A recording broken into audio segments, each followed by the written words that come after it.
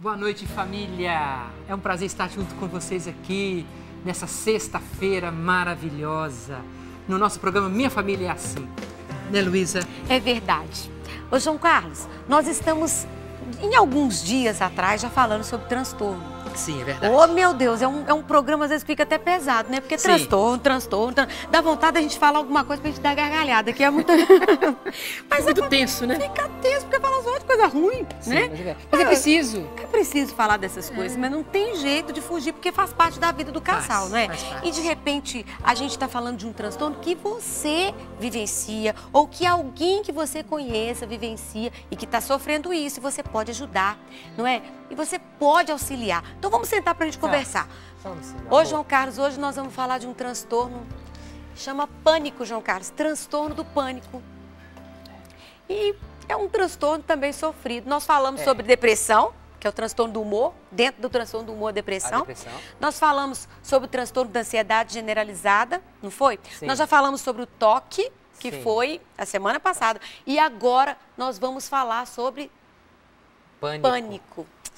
Olha, Ah, você já pegou uma pessoa em pânico, Luísa? pois é, eu trabalho, você sabe que eu tenho falado muito porque o João Carlos está deixando eu falar bastante assim, gente, nesses programas, porque eu trabalho especificamente com transtorno. A abordagem que eu trabalho chama-se terapia cognitiva comportamental e eu trabalho especificamente com transtorno. Então, quando tem um casal que está vivendo um transtorno desses, né, ou depressivo, geralmente o João Carlos ele encaminha para mim. Sim. Ou uma pessoa que está vivendo, eu trabalho especificamente com transtorno.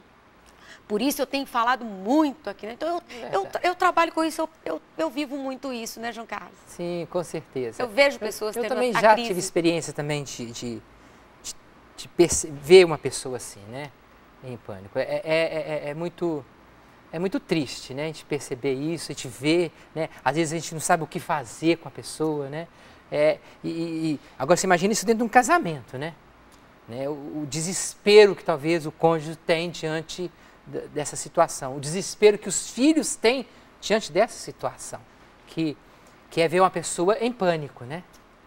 Isso é terrível, né? Eu, por exemplo, né, não é pânico, mas a minha mãe tinha bronquite asmática crônica, ela entrava em desespero, E ela porque tinha um faltava sintoma mesmo por causa da falta, né, da ar, oxigenação. da Aham. falta de ar, né? Assim, eu só isso aí em termos de família, eu era filho, né, acudindo a mãe, né? Agora imagina, né, dentro da família, né, um filho vendo um esposo, talvez uma esposa vendo, né, A o seu pessoa cônjuge tem da crise, né? em meio à crise, né? Olha, realmente é muito sofrido. Tanto para quem vive, eu acredito que para a pessoa é muito impactante e para a família como um Também. todo. O doutor Rafael mandou um vídeo para a gente sobre isso. Ai, que ótimo. Que tal a gente assistir esse Vamos vídeo e depois a assistir gente esse conversar? vídeo. Eu Vamos, acho sim. legal. Vamos O assistir. doutor Rafael tem e contribuído depois... muito com a gente, né? Verdade, um beijo pro Rafael, a gente Rafael, gosta né? muito. Inclusive, vamos só dar uma paradinha, mandar um beijo, né, pra Tamara, Pra esposa dele, esposa né? do Rafael, lindíssima, lindíssima, olhos verdes, loira, como eu assim. Isso, Igual lourinha a igual mim, você, meu igual a amor. mim, com cabelos assim, igual o meu, né, lisinho. Olhos verdes, ou verdes ou azul? O dela, É. não sei, é um Ou é caramelo? É um olho lindo, ela é Lindo, muito linda. ela é linda. E o Rafael, uma gracinha, muito gracinha. lindo também, e trouxe pra gente essa contribuição. Vamos assistir. Hoje nós falaremos um pouco sobre transtorno do pânico. É um quadro, né, em que o paciente ele se encontra numa sensação iminente de morte, de perigo, que gera nele uma ansiedade, um medo, né? Isso aí que eu estou explicando neste momento é o que a gente chama de um ataque de pânico, né? O transtorno do pânico é o conjunto e a frequência desses ataques que vão ocorrendo durante um determinado período. O paciente, geralmente, muitas vezes ele procura o pronto-socorro com esses sintomas em decorrentes de uma suspeita, né, de uma doença cardíaca, de uma doença pulmonar, porque ele relata muitas vezes falta de ar, dor no peito e aquela fadiga, como se fosse um medo, como se algo de ruim fosse acontecer.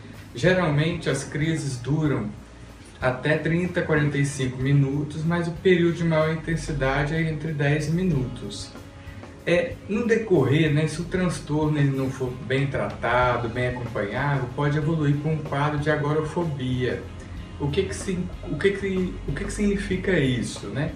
A agorafobia é um quadro em que o paciente ele passa a evitar determinadas situações, locais, para que não gere nele essa sensação, esse medo, essa angústia, para que ele não seja colocado de frente com o que o amedronta, né? O tratamento ele deve ser feito adequadamente, com o uso de psicofármacos em conjunto com psicoterapia. Olha só, é interessante, né? Você vê que os outros transtornos, o de ansiedade, por exemplo, quando a gente viu, ela estava preocupada com tudo. O transtorno da depressão é esse humor deprimido, essa coisa voltada para ela mesma ali, mas mais com relação ao humor deprimido, a falta de energia, falta de visão. Você entendeu? Sim. Agora, quando a gente fala de pânico, ela tem relação, o pânico está relacionado à interpretação que ela faz errada de um aspecto corporal e ela interpreta que ela vai morrer. Então, esse temor de que o coração está disparado ali, de que ela está com falta de ar e ela pode morrer, isso gera uma crise de pânico. Veja que eu vou fazer uma diferenciação para a gente entender isso melhor, né? Por exemplo, uma pessoa que está vendo um perigo, por exemplo, ela vê uma fumaça saindo de alguma coisa porque está pegando fogo. Está pegando fogo. Pegando fogo aqui. O que vai acontecer? Nós vamos acessar no nosso organismo um sistema de pânico para a gente lutar, para a gente resolver aquela fumaça ali, aquele fogo, ou então para a gente sair correndo daqui. Para a gente esquivar, para a gente lutar. A gente tem que ter uma reação. Essa reação, quem faz é o pânico. É algo que Deus nos deu. O sistema do pânico é algo normal que Deus nos deu. Por quê? Para eu correr daqui, ou para eu lutar para esse negócio aqui, resolver essa situação, o meu corpo todo, ele tem que funcionar para isso. Então, como que ele funciona para isso? Ele vai agir no organismo para me dar uma musculação, uma musculatura mais forte para me sair correndo daqui. Vai me dar todo o batimento cardíaco para que todo o sangue seja bombeado mais rápido, a respiração vai diferenciar para eu sair daqui e não morrer. Então, o sistema do pânico é um sistema maravilhoso, João Carlos. Ele é preciso na vida do ser humano. Nós precisamos do pânico para a gente fugir das situações de risco, para a gente lutar contra alguma coisa que a gente está vendo. O corpo reage frente ao medo. A gente tem um medo real e a gente precisa ir lá e matar a cobra ou sei lá o que está querendo me picar ali na hora, né? Então, isso é um sistema natural, é um sistema do próprio corpo.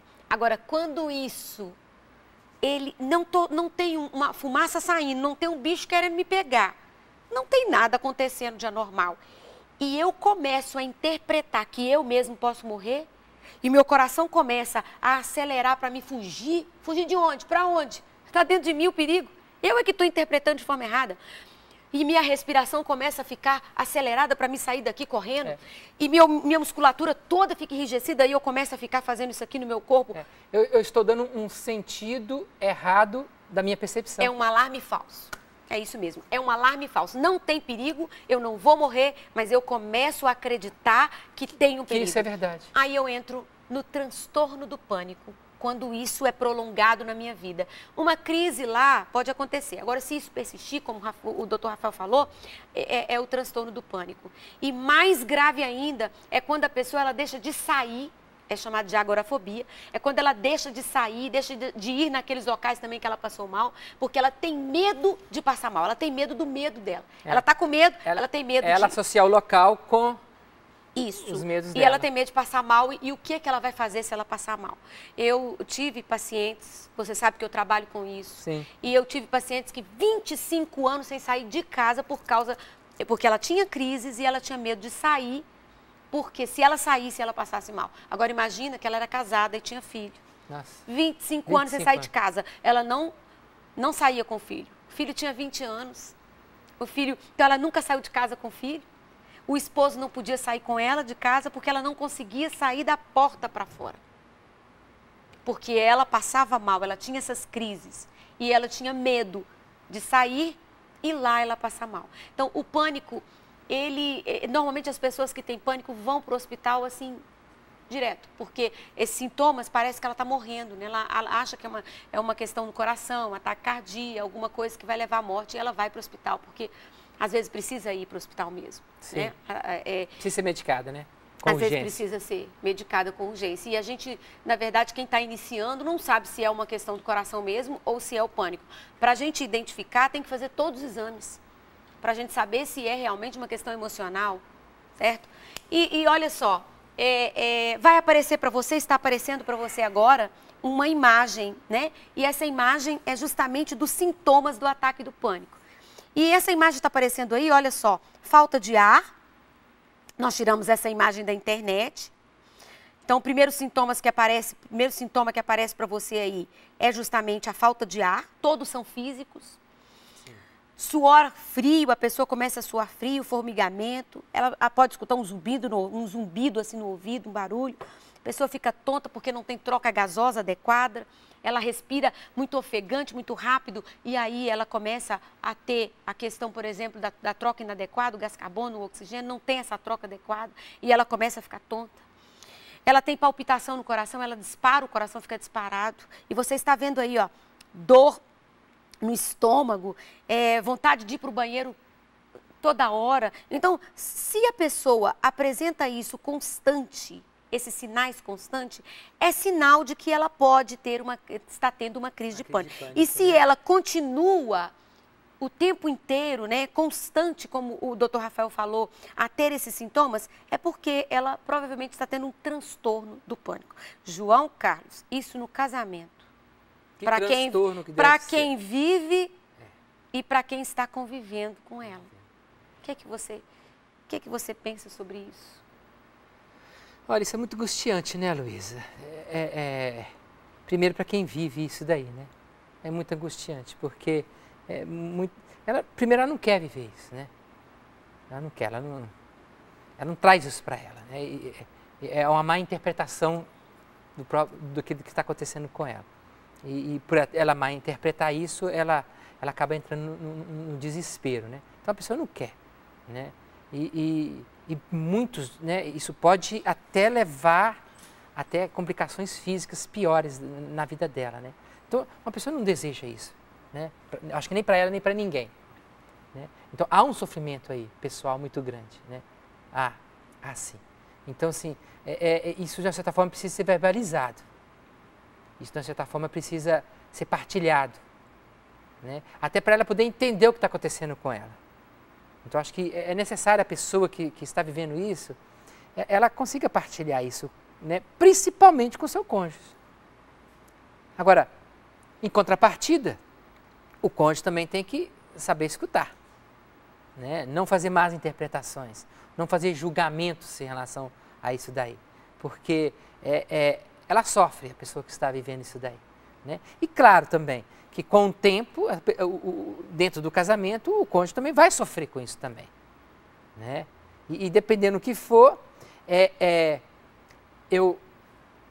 o meu pai, diante dos ataques da minha mãe, depois nós descobrimos, ele tinha medo dela morrer. E no tanto que ele me chamava para eu poder ajudar a minha mãe lá. Aí eu saía de onde eu estava e ia lá ajudar minha mãe e levar para o hospital. E meu pai não queria ir para o hospital. Então quem tomava conta de mãe lá no hospital era eu, né? E meu pai, ele não queria ir, que falava que não gostava de ir no hospital. Depois que nós descobrimos, depois que mãe morreu, ele ficava em casa passando mal. Aí ele desenvolveu uma doença que é a colite, entendeu? Esses anos diante do desespero da minha mãe, ele desenvolveu a doença também. Então, esse é um cuidado também da pessoa que está, diante da pessoa que está em pânico, né? Se ele não tiver maturidade de acolher, de pedir ajuda, também de se trabalhar também, ele pode também desenvolver isso também, né? Uma outra doença, ou um próprio pânico também, diante da ação que ele está vendo na frente dele. Então, isso é muito, tem que ser muito olhado com muito cuidado, né? Vamos dizer assim, né? Porque isso pode acontecer, não vou falar que vai acontecer, pode. Então a gente está falando sempre no transtorno que o problema no casamento não é de um só quando tem o transtorno, é dos dois. Porque a partir do momento que você casou, você tem que auxiliar essa pessoa. Essa que tem... Assumir essa pessoa Essa que como... tem buscar o tratamento por causa do amor, por causa da família, por causa do esposo, do filho. E por causa dela mesma, né? Isso. E se não tiver, por causa dela mesma. Por causa dela mesma. E aquela pessoa que está ali vivenciando junto com ela, ajudá-la, né? Ajudá-la. Então, tem várias formas. Eu vou dar algumas dicas, tá? Para isso. Veja, primeiro ponto, a pessoa que vive, ela precisa de um tratamento adequado. Sim. Principalmente se ela tem muitas crises, ela precisa ser acompanhada com medicação. Sim. A medicação tem que ajustar, às vezes, essas muitas crises ali que está tendo. Até porque é preciso fazer uma série de exames iniciais para identificar e diagnosticar mesmo, de fato, que é só pânico, que não tem outra questão física envolvida. Porque até uma outra doença pode levar a esse tipo de resposta física, que é parecido com o pânico. Depois, feito esses exames, aí você começa o tratamento e, se for preciso, a medicação. Você precisa acreditar. Assim como todos os órgãos do corpo ficam doentes, o cérebro também precisa ser cuidado. Por que a gente tem tanto preconceito? Não é? A perna está com problema, a gente toma. A barriga está com problema, a gente toma remédio. O cérebro está com problema. E esse é um problema que precisa, às vezes, da medicação. A gente tem que ter menos preconceito com isso. E daí essa pessoa pode começar a fazer um tratamento. No tratamento para o pânico, o primeiro ponto é você entender que isso é pânico. Sim. Precisa entender e fazer as pazes com o pânico. O pânico é algo bom. O dele está desordenado. Tem transtorno, mas que o pânico existe, Outra coisa é aprender a identificar, não ficar vigiando o corpo, porque o que acontece com a pessoa com pânico é que ele começa a ficar se vigiando. Ele fica vigiando. Peraí, meu coração disparou. Tem gente que começa a subir o escada, seu coração dispara, João Carlos? Dispara. O meu também, ué.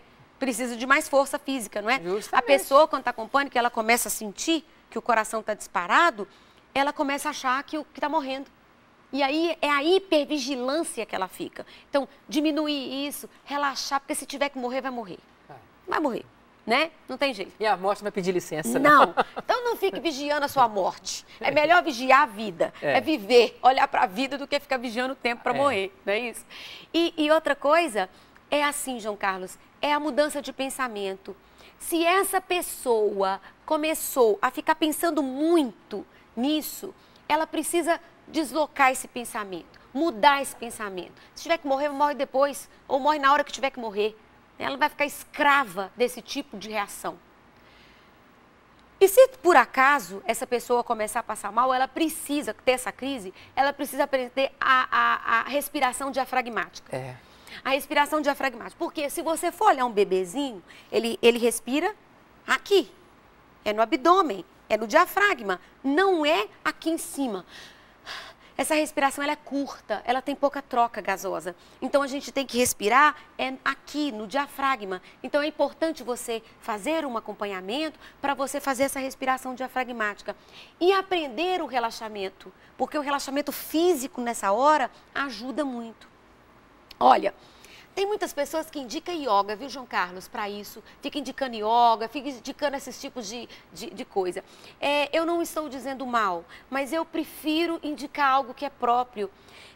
Tem algumas orientações de pessoas que são cristãs que falam que um tipo, por exemplo, de idas ao Santíssimo, né, ao Sacrário, é uma boa oportunidade de você, mais do que meditar, de encontrar com Deus que te faz a tranquilidade, que te dá essa tranquilidade, porque você tem esperança nele. Então, eu tenho tido pacientes que são cristãos e que têm feito essa experiência de ir ao Santíssimo e esvaziar o pensamento, mas não um pensamento que esvazia para o nada. Para alguém. É para alguém. E esse alguém é capaz de trocar o meu pensamento. Olha só, ele troca um pensamento de desesperança para algo que é esperançoso, para algo que realmente pode me levar para algum lugar. E tem tido resultado para essas pessoas. esse Olha tipo que de trabalho. Então, eles não têm feito uma meditação nesse sentido, mas têm feito um encontro com Jesus. Sim. Né? Aquele no Eu até diante do Santíssimo, eu posso exercitar essa respiração diafragmática. Sim, a tranquilidade, olhar para Ele, não precisa falar demais, não precisa, olha para Ele, né? Olha para e aí fazendo essa experiência. Descansar em Deus. Né? Descansar em Deus. Então, assim, sem desmerecer as outras coisas, porque eu não conheço a fundo, mas valorizando o que a igreja tem. Esses métodos, os outros métodos, né? É importante isso. Veja que, além disso, o essencial é você criar um tipo de pensamento, como eu disse, um pensamento que me ajuda. Não um pensamento que me leva, que me destrói, né? Procurar uma outra coisa que na pesquisa tem mostrado é a atividade física. A atividade física melhora, né? Tanto para depressão, quanto para ansiedade, como a gente disse, quanto para toque, principalmente mais de aeróbica, quanto para a questão do pânico, porque vai me auxiliar muito nessa questão da respiração, vai me ajudar em outras coisas. Então, é isso aí. A pessoa que está junto com alguém que está tendo a crise no momento, ela deve manter-se a calma, apesar que é muito complicado.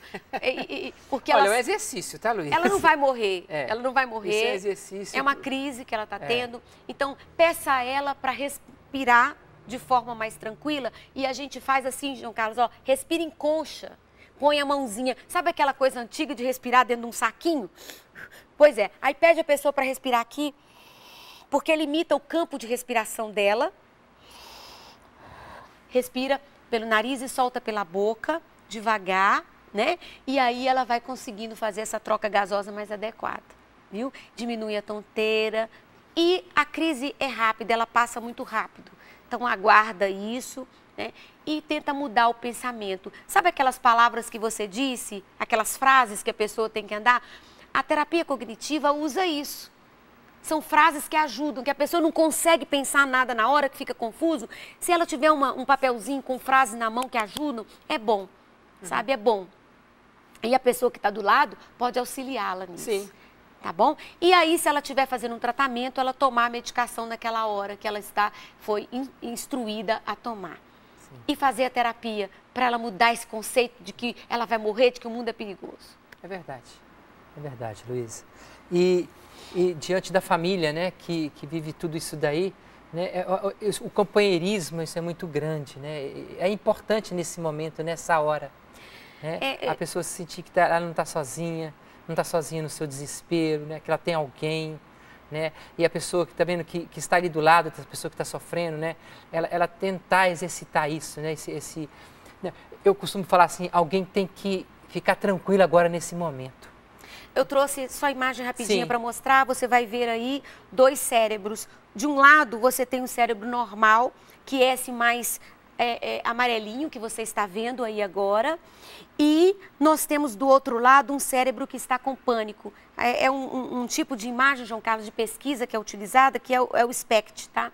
E aí, olha só o que aparece. Olha esse cérebro cheio de vermelho, tá vendo? É um cérebro com pânico, diferente do cérebro normal que está do lado. Então, de um lado está o normal, o do outro lado que tem esses vermelhinhos é porque ele está muito ativado. Aí o que acontece, João Carlos? Estou mostrando aqui no final para mostrar que o pânico existe. Existe. A pessoa não está fazendo tipo, ela não está dando um piti. Não, existe. Olha aí, a própria imagem e pesquisa mostra a diferença de um cérebro para o outro.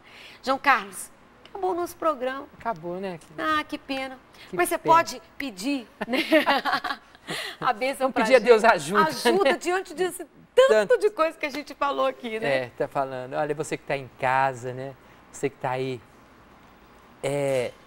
talvez viveu isso, talvez tenha vivido isso, né? Talvez tenha participado também de uma situação de pânico aí, né? Não se desespere, apesar do medo, não tenha medo, né? Porque você tem algo que é maior do que você mesmo, que é Deus. E como nós falamos, né? Ele é o autor da vida, Ele acolhe você, né? E no momento certo você vai, mas é na hora certa, né? Você tem que ter essa confiança aí. E esse Deus que é misericordioso, esse Deus que quer chegar até você, quer chegar até a sua vida, dentro da sua família, entrar na sua família, no seu coração, quer organizar você por dentro. É esse Deus que nós estamos pedindo para entrar na sua casa, na sua vida. Ele que é todo-poderoso, Ele que é misericordioso. Ele que é um Deus do impossível. Que derrame sobre você, sobre a sua família, a bênção dEle. Que é uma bênção de um Deus que é Pai, Filho e que é Espírito Santo.